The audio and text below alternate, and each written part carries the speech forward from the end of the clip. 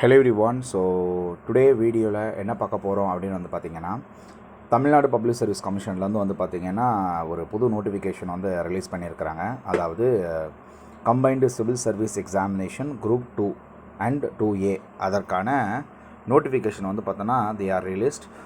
So அந்த நோட்டிஃபிகேஷனுடைய date வந்து பார்த்திங்கன்னா 20/6/2024. ஸோ இதுலேயே வந்து பார்த்தோன்னா போட்டிருக்கு. ஓகே,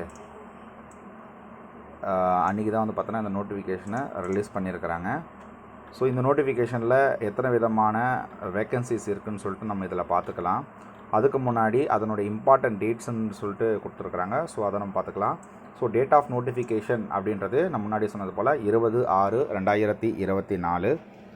ஸோ இதுக்கு நீங்கள் லாஸ்ட் டேட் டு அப்ளை அப்படின்றது 19/7/2024 11:59 PM. ஓகே, ஸோ அது வரையும் வந்து பார்த்தோன்னா நீங்கள் அப்ளிகேஷனை நீங்கள் அப்ளை பண்ணிக்கலாம்.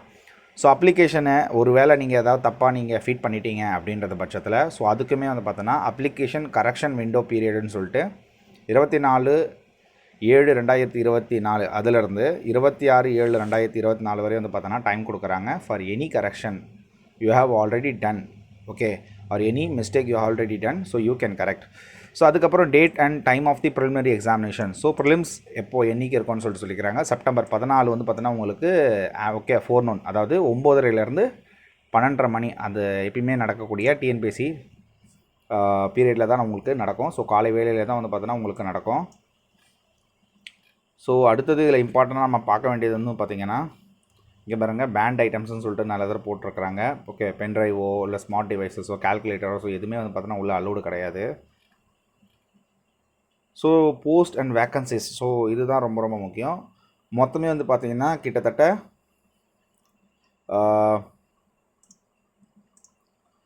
குரூப் 2 சர்வீசஸில் வந்து பார்த்திங்கன்னா ஒரு 507 வேக்கன்சியும், குரூப் 2A அதில் வந்து பார்த்திங்கன்னா ஒரு 1820 வேக்கன்சியும் வந்து பார்த்திங்கன்னா உங்களுக்கு கொடுத்துருக்குறாங்க. ஆக மொத்தம் வந்து பார்த்திங்கன்னா ஆல்மோஸ்ட் ஒரு 2327 வேக்கன்சி வந்து பார்த்தோன்னா ஆல்மோஸ்ட் உங்களுக்கு வரும். ஓகே, ஸோ இதில் வேக்கன்சி பாருங்கள். Name of the post assistant inspector. Okay, post code கொடுத்துருக்குறாங்க. அது என்ன மினிஸ்ட்ரி கீழே வருது ஓகேங்களா அப்படின்னு கொடுத்துருக்குறாங்க. Tamil Nadu labour subordinate service 13 vacancy கொடுத்துருக்குறாங்க. அடுத்தது deputy commercial tax officer. So commercial tax department கீழே வரும். ஸோ அதில் வந்து பார்த்தீங்கன்னா 336 ப்ளஸ் இருக்கும், அதாவது ப்ளஸ் ஆர் மைனஸ் இருக்கும் அப்படின்னு சொல்லியிருக்கிறாங்க.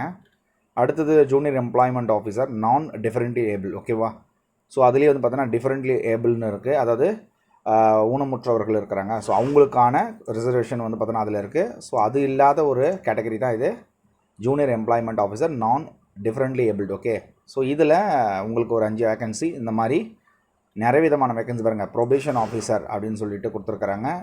Children welfare and special services அதில் ஒரே ஒரு வேக்கன்சி தான். சப் ரிஜிஸ்டார் கொடுத்துருக்காங்க கிரேட் 2. ஓகே, இணை 2 ஸோ அது கொடுத்துருக்குறாங்க. ரெஜிஸ்ட்ரேஷன் டிபார்ட்மெண்ட்டு 5 வேக்கன்சி கொடுத்துருக்குறாங்க. அடுத்தது ஸ்பெஷல் அசிஸ்டன்ட்னு சொல்லிட்டு புதுசாக க்ரியேட் பண்ண ஒரு போஸ்ட்டு தமிழ்நாடு மினிஸ்ட்ரியல் சர்வீசஸ்.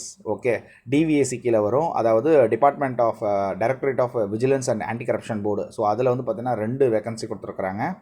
அடுத்தது ஸ்பெஷல் பிரான்ச் அசிஸ்டண்ட்டுன்னு சொல்லிட்டு கிரேட்டர் சென்னை போலீஸ் அதில் 2 வேக்கன்சி. ஸோ இந்த வேக்கன்சி லிஸ்ட்டில் உங்களுக்கு இப்படியே போகும். ஓகே,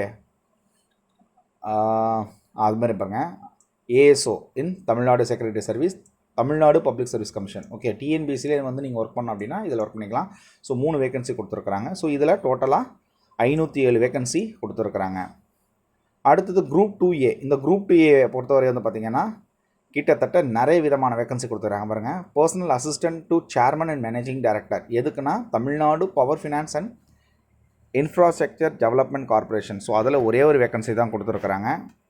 அடுத்தது ஆடிட் இன்ஸ்பெக்டரு, அசிஸ்டன்ட் இன்ஸ்பெக்டரு, நிறைய விதமான டிபார்ட்மெண்ட் இருக்குது. அதாவது இந்து அறநிலையத்துறையில் கொடுத்துருக்குறாங்க, லோக்கல் ஃபண்ட் ஆடிட் டிபார்ட்மெண்ட் கொடுத்துருக்குறாங்க, கோஆப்ரேட்டிவ் டிபார்ட்மெண்ட் கொடுத்துருக்குறாங்க. அதுக்கப்புறம் ஹேண்ட்லூம் டிபார்ட்மெண்ட்டு, அக்ரிகல்ச்சரல் டிபார்ட்மெண்ட்டு, அப்புறம் கமர்ஷியல் டேக்ஸ் டிபார்ட்மெண்ட்டில் அசிஸ்டண்ட்டு.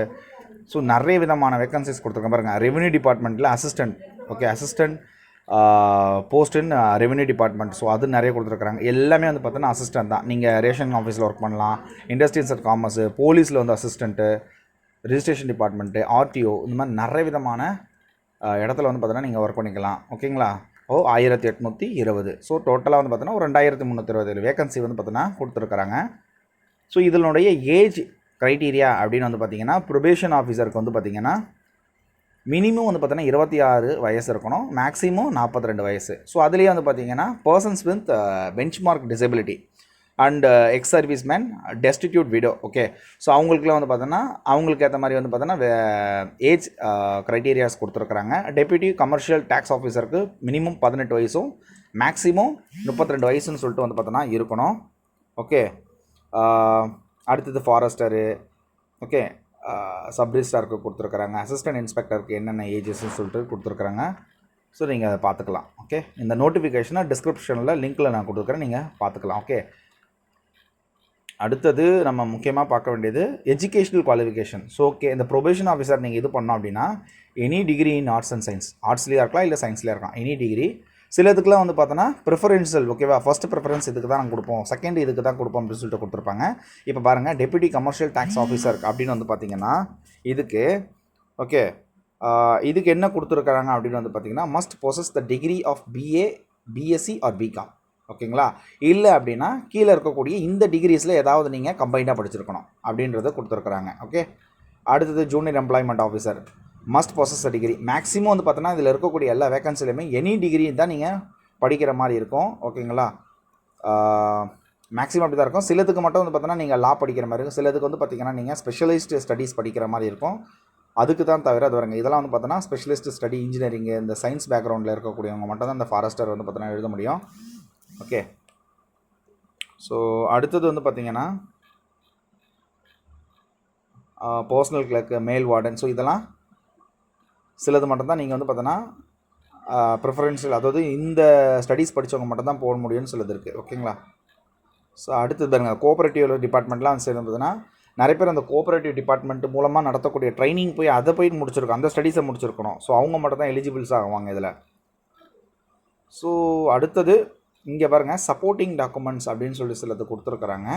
நீங்கள் அப்ளை பண்ணுறவங்க உங்களுடைய எஸ்எஸ்எல்சி சர்டிஃபிகேட், உங்களுடைய 10th சர்டிஃபிகேட்டு, ஓகேங்களா, அப்புறம் ஹெச்எஸ்சின்னு சொல்லக்கூடிய 12th ஸ்டாண்டர்ட் சர்டிஃபிகேட், அடுத்தது உங்களுடைய ப்ரொவிஷ்னல். ஓகேங்களா, இந்த ப்ரொவிஷ்னலுடைய இந்த 3 சர்டிஃபிகேட்டையும் கையில் வச்சுக்கோங்க. முதல்ல அப்ளை பண்ணுறதுக்கு முன்னாடி இதெல்லாம் இருக்கா அப்படின்னு சொல்லிட்டு பார்த்துக்குங்க.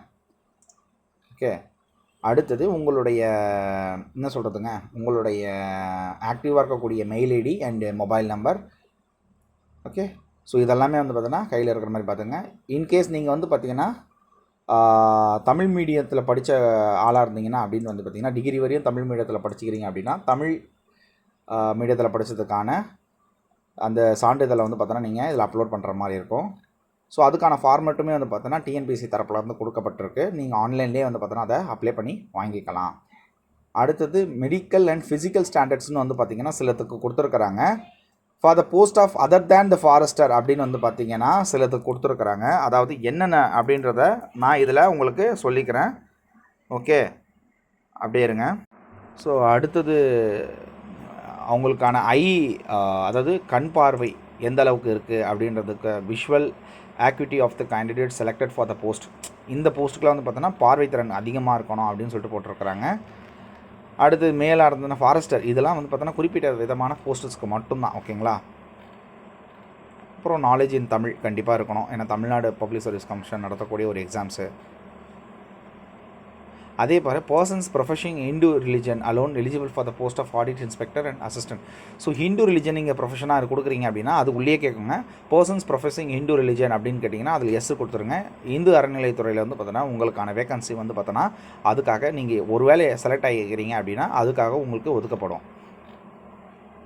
ஓகே, அடுத்தது பிளான் ஆஃப் எக்ஸாமினேஷன் எல்லாருக்குமே தெரியும், காமன் ப்ரிலிமினரி எக்ஸாமினேஷன். ஸோ இதில் பேட்டர்ன் ஆஃப் எக்ஸாமினேஷன் உங்களுக்கு கொடுத்துருப்பாங்க. அதாவது பாருங்கள், common preliminary examination for combined civil service examination group 2 and group 2A. So group 2க்கும் சரி குரூப் 2Aக்கும் சரி சேர்த்தே ஒருமனே வந்து பார்த்தோன்னா ஒரு எக்ஸாமினேஷன் ப்ரிலிமினரி எக்ஸாமினேஷன் நடக்க போகுது. ஸோ மொத்தமாக நீங்கள் டோட்டலாக 200 கொஸ்டின்ஸு அட்டன் பண்ண போகிறீங்க. அதுக்கு 300 மார்க்ஸ். ஓகேங்களா, ஸோ ஜென்ரல் ஸ்டடீஸ்ன்னு சொல்லக்கூடிய பொது அறிவுத்தாள் வந்து பார்த்திங்கன்னா டிகிரி ஸ்டாண்டர்டில் இருக்கும். அவங்களே சொல்லிட்டாங்க, ஸ்டாண்டர்ட் வித் டிகிரி 75 கொஸ்டின்ஸ் கேட்பாங்க. ஓகேங்களா. அடுத்தது ஆப்டிடியூட் அண்ட் மென்டல் எபிலிட்டி, அதுலேருந்து வந்து பார்த்திங்கன்னா ஒரு 25 கொஸ்டின்ஸ் கேட்குறாங்க. Okay, general ability and mental okay, general ஸ்டடீஸில் 75 கொஸ்டின்ஸு, ஆப்டிடியூட் அண்ட் மென்டல் எபிலிட்டியில் 25. அப்புறம் வந்து பார்த்திங்கன்னா லாங்குவேஜ் தமிழாக இருக்கலாம், இல்லை நீங்கள் இங்கிலீஷ் எடுத்தால் இங்கிலீஷாக இருக்கலாம்.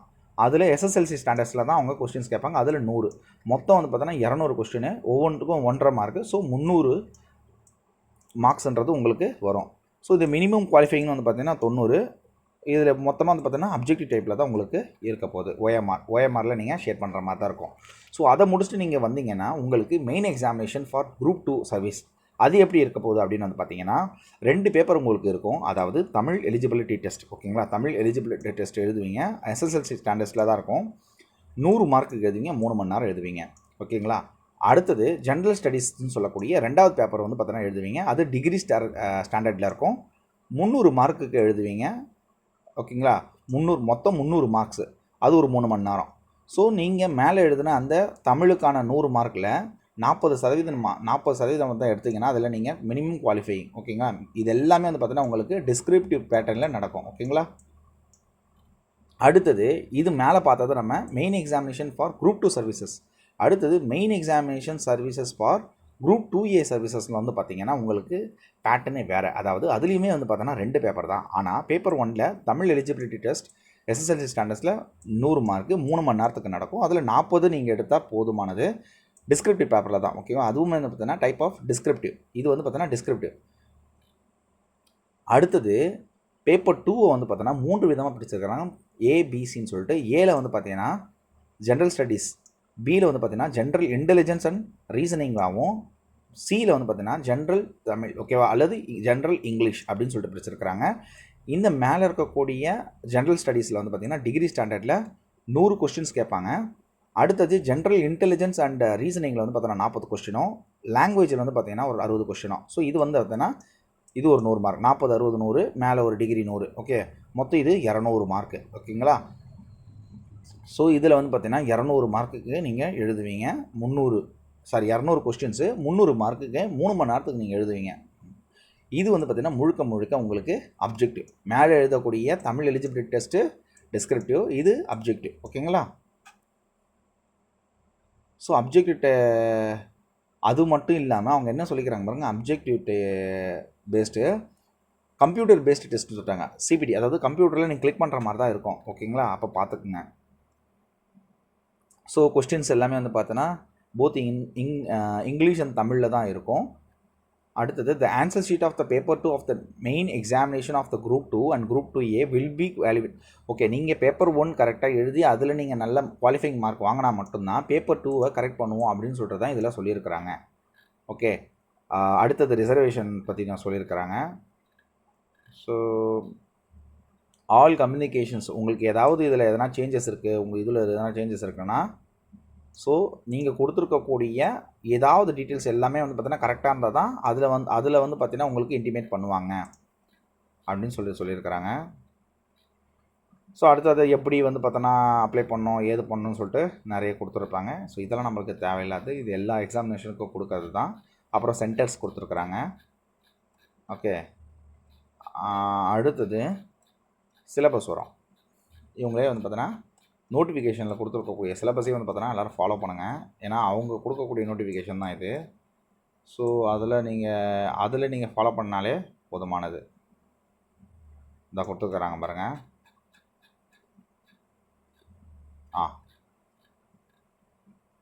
Okay, combined civil service examination group 2 and 2A அதற்கான பொதுத்தமிழ், அதற்கான சிலபஸ் வந்து பார்த்திங்கன்னா இது தாங்க.